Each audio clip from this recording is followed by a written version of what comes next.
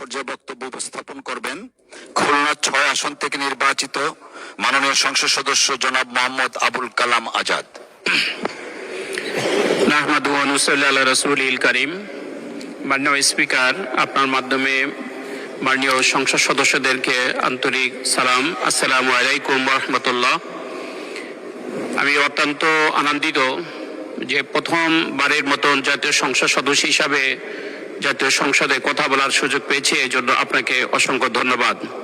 আপনার মাধ্যমে খুলনা ৬, কয়রা, পাইকগাছার লক্ষ লক্ষ মানুষকে আমি আন্তরিক ধন্যবাদ জানাচ্ছি। মাননীয় স্পিকার, আপনারা জানেন বাংলাদেশ একটি নদীমাতৃক ও উপকূলীয় দেশ।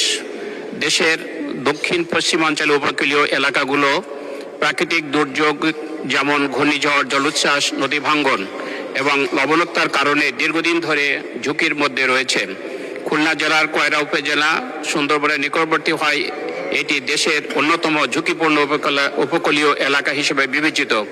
এই অঞ্চলে মানুষের জীবন, কৃষি, মৎস্য ও পরিবেশের নিরাপত্তার অধিকাংশ নির্ভর করে কার্যকর ও টেকসই বেড়িবাঁধ ব্যবস্থার উপর। কিন্তু বিদ্যমান অনেক বেড়িবাঁধ দুর্বল ও জরাজীর্ণ হয় প্রতি বছরেই প্রাকৃতিক দুর্যোগে ব্যাপক ক্ষতি সাধিত হচ্ছে।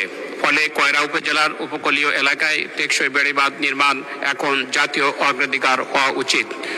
সম্মানিত মাননীয় স্পিকার, আমার নির্বাচন এলাকা কয়রা এবং পাইকগাছা, এর মধ্যে বেড়িবাঁধ নির্মাণের প্রয়োজন হয়েছে প্রায় 200 কিলোমিটার। এখন সামনে বর্ষাকাল আসছে, এই বেড়িবাঁধ নির্মাণ না হলে হাজার হাজার লাখ লাখ মানুষ ক্ষতিগ্রস্ত হবে। আমি মাননীয় মন্ত্রী মহোদয়ের কাছে আমি অনুরোধ রাখতে চাই যাতে করে বর্ষাকাল আসার আগেই টেকসই বেড়িবাঁধ নির্মাণ করা অত্যন্ত জরুরি। আশা করি বিষয়টি গুরুত্বপূর্ণ মনে করেই মাননীয় মন্ত্রী মহোদয় ব্যবস্থা গ্রহণ করবেন। ধন্যবাদ সবাইকে।